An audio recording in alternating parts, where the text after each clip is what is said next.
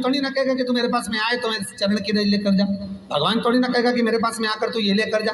भगवान तो कहेगा मेरे पास में आया है, मांगना कुछ मत, बस मुझे जो स्नान कराया है मेरा चरणोदक लेकर जा, छीट दे पूरे घर में, संपदा भरना मेरा काम है। जहां मेरी चरण की रज पहुंच गई वहां संपदा स्वतः पहुंच गई, मैं वहां पहुंच जाता हूं। तो चरणों तक ले जा, पर लोग ले जाते हैं, पूजन करते, कलश भी उंडेलते, जल भी चढ़ाते, पर आते समय खाली लेकर आ जाते। भगवान को इतना बुरा लगता मेरे दरवाजे से आज की खाली कथा जाए। में परम पूज्य गुरुदेव जी ने बताया है कि जब भी आप मंदिर जाते हैं तो कभी भी खाली लोटा मत आइए।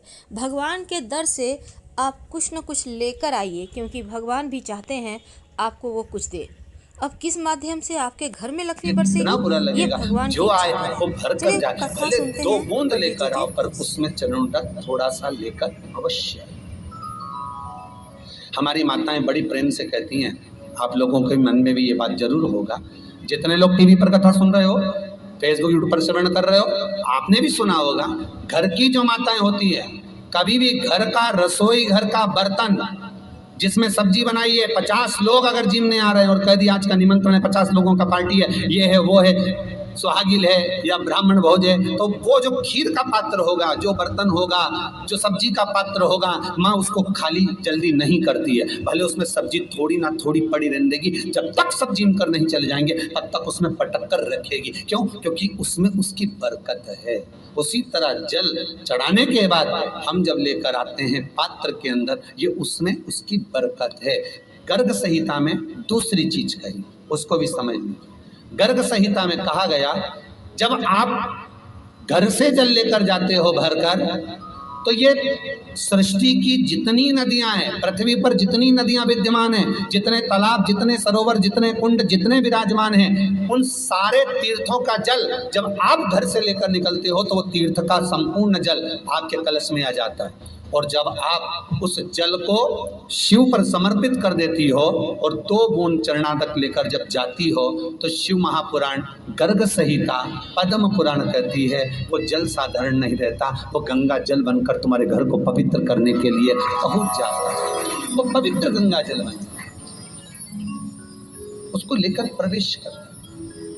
आगे की कथा में गुरुदेव बताते हैं कि जब आप चरणामृत लेकर शिवजी के मंदिर से घर आते हैं और फिर पूरे घर में छिड़काव करते हैं, तब आपके घर में श्री यानी लक्ष्मी बढ़ता जाता है, बरकत आती है, घर का हर दोष समाप्त हो जाता है, चाहे वो कैसा भी दोष हो। चलिए गुरुदेव के ही मुख से सुनते हैं। 3 तरह का जल शिव को समर्पित होता है, और वो तीनों तरह के जल का अलग अलग भाव है महाराज। पहला जल सादा, घर से पानी लेकर गए, जल लेकर गए, शंकर को चढ़ाया, वो हमने घर का अपना एड्रेस बता दिया, भगवान शिव को जल चढ़ाकर अपने आनंद के लिए शंकर से कुछ प्राप्त कर लिया। दूसरा जल, जल के कलश में थोड़ा सा इत्र डालकर शंकर को जब समर्पित करते हैं, तो महाराज घर में अगर कोई व्यक्ति बहुत रोगीला है, बहुत रोगीला, एक शिव महापुराण में, स्कंद पुराण में, नर्मदा पुराण में, भविष्य पुराण में, अग्नि पुराण में, नारद पुराण में, बरहा पुराण में, वामन पुराण में जितनी चीजें लिखी गई है, एक एक प्रैक्टिकल कर कर देखो। तो शिव महापुराण, स्कंद पुराण का ये भाव याद करिए कि 1 लोटे पानी में इत्र मिलाकर, जल में इत्र मिलाकर, बहुत रोगीला व्यक्ति, बहुत बीमार व्यक्ति है, 1 लोटा पानी उसका हाथ का स्पर्श कराकर शंकर को चढ़ाना प्रारंभ कर दीजिए। महाराज केवल 5 या 7 दिन चढ़ाओ, और वो 7 दिन के बाद में उस बीमार व्यक्ति का क्रम देखिए कि उसमें कितना आराम लगा है। औषधि दवाई काम करना प्रारंभ करी कि ना करी। केवल इत्र समर्पित, इत्र का जल।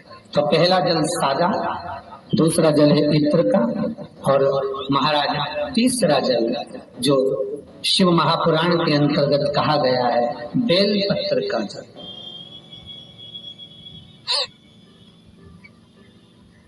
तीसरा जो जल है वो बेलपत्र का जल। बेलपत्र का जल कैसा?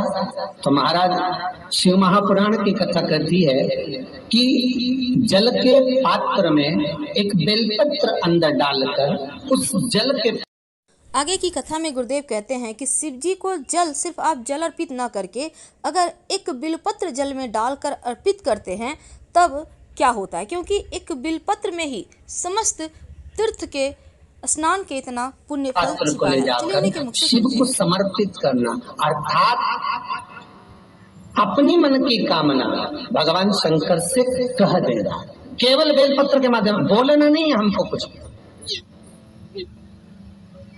हमें कुछ कहना नहीं है।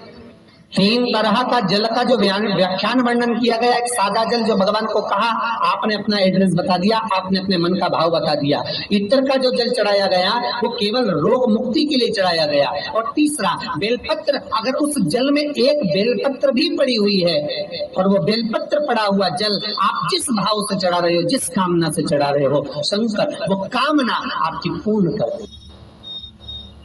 उनके लिए ये कथा कर रही।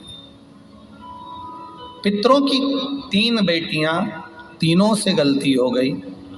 आप शिव मंदिर में जाएं, कोई गलती ना हो, जल चढ़ाएं, मना नहीं, छींटा ना लगे, धीरे धीरे चढ़ाएं। और एक बात अच्छे से ध्यान में रखिएगा, शिव मंदिर से जब भी वापिस आए, जल चढ़ाकर अपना फर्ज पूरा अदा कर। फर्ज से मतलब, जब शिव मंदिर से वापिस आए, जो पत्ती, बेलपत्री, फूल शिव जी पे चढ़े थे वो नीचे शिवलिंग पे से नीचे गिर गए हों। एक शिवलिंग रखा है, लाना मिट्टी वाला, नहीं जरा उठा में कथा चल रही, थोड़ा ध्यान से सुन। तो आप लोग जो पशुपति व्रत कर रहे हो या कोई भी उपास करते हो, कई लोग कहते हैं हमने करा नहीं हुआ। क्यों नहीं हुआ? उसमें हमारी गलतियों को हमें चाहिए। ये देखिए, अब जैसे ये शिवलिंग रखा है, आपने जल चढ़ाया, अब जल आप यहां से चढ़ा रहे हो तो धीरे धीरे धीरे धीरे चढ़ाएं, जिससे छींटे बाहर ना, यहां तक छींटे रहे ना, जलाधारी तक चलेगा, बाहर ना गिरे। और एक बात का स्मरण रहे, यदि बेलपत्री, फूल, पत्ती। आगे की कथा में गुरुदेव बताते हैं कि अगर आप सिर्फ जल भी अर्पित कर देते हैं, आपके पास चाहे बाकी चीज़ें हो या ना हो, तो शिव जी भोले भंडारी हैं, सिर्फ 1 लोटा जल से ही प्रसन्न होकर मनचाहा वरदान देते हैं। चलिए उन्हीं के मुख से सुनते हैं। जल चढ़ाने के बाद ये सब अगर नीचे गिर जाए, जलाधारी पर गिर गया या नीचे उतर गया, तुम्हारा पूरा जल चढ़ जाए, तुम्हारे पास में चंदन नहीं है, अबीर नहीं है, गुलाल नहीं है, कुछ भी नहीं हो, तो भी अपने हाथ की 3 उंगलियों से रेखा 3 खींचकर और फिर जो माला आदिकादिक भगवान की रखी थी, उसी से भगवान का वापिस पूरा श्रृंगार कर कर फिर वापिस आइए, भगवान को पूर्ण श्रृंगार।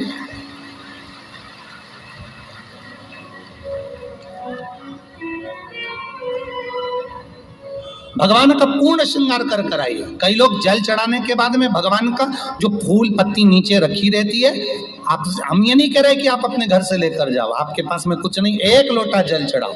जल चढ़ाया, जो फूल पत्ती नीचे रखी हुई है उसी को उठाकर, उसको रखकर, उसी फूल से भगवान का खूब सुंदर भगवान का कर कर फिर आइए। क्यों? शिव का जब हम श्रृंगार कर कर आते हैं, माता पार्वती जी ने देव अधिदेव महादेव का श्रृंगार किया है, आप लोगों के स्मरण में होगा। राम जी ने माता जानकी का श्रृंगार किया है। रामचरित सुनिए कथा, रामायण सुनिए, आप लोगों ने रामायण सुनी होगी, तो उसमें माता बैठी हैं शिला के ऊपर और भगवान राम उनका श्रृंगार कर रहे हैं। एक कौवा आता है, वो चोंच मार कर जाता है, ये सारा वृत्तांत आप लोगों ने श्रवण किया है। तो राम जी माता सीता का श्रृंगार करते हैं, भगवान कृष्ण राधा जी का श्रृंगार करते हैं।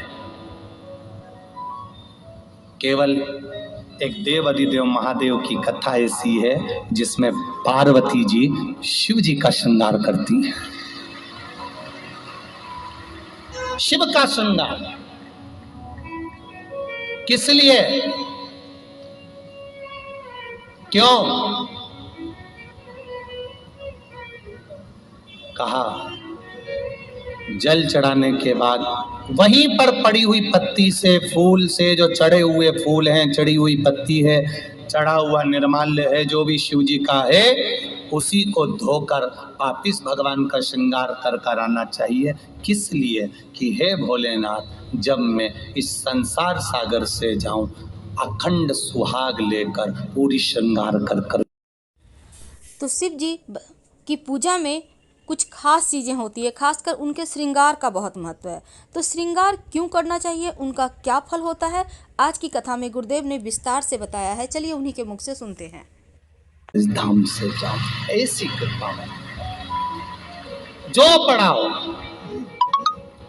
जो पड़ा, चंदन नहीं है, हाथ से चंदन का स्मरण होना चाहिए। नहीं है हमारे पास लगाने को रोली, मौली, चंदन, जो भी आपके पास में, अबीर, गुलाल नहीं, अपने मन का गुलाल लगाइए, अपने मन का ऐसे से दिल से रिझाने का प्रयास। ले जाओ बाबा, ले जाओ, दिल से चढ़ाइए। और जब भाव से, दिल से आप आनंद के साथ देवाधिदेव महादेव का आप पूजन करो, उसमें गलती ना हो, गलती।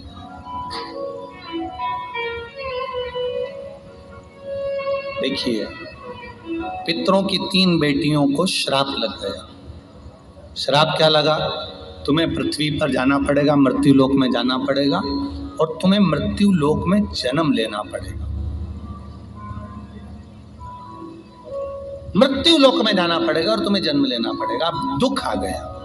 पितरों की बेटियां, इन्होंने पूछा हमारा भी कल्याण हो और पितृलोक में जितने पितर आए उनका भी कल्याण हो। जो अधोगति में, जैसे हमारी गति बिगड़ी है, हम अभी युवान अवस्था में हैं, आपको चोट लगी, आपने हमको श्राप दिया, मान लो कोई अधोगति में प्राण छोड़कर चला जाता है, उसका उद्धार कैसे हो?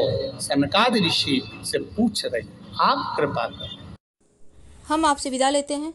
अगर आपको कथा सुनने में अच्छा लग रहा है, इनसे जानकारी मिल रही है, आपको वीडियो पसंद आ रहा है, तब प्लीज़ लाइक कीजिए, चैनल को सब्सक्राइब कीजिए, अपनों से शेयर कीजिए और कमेंट में हर हर महादेव जरूर लिखिए। धन्यवाद।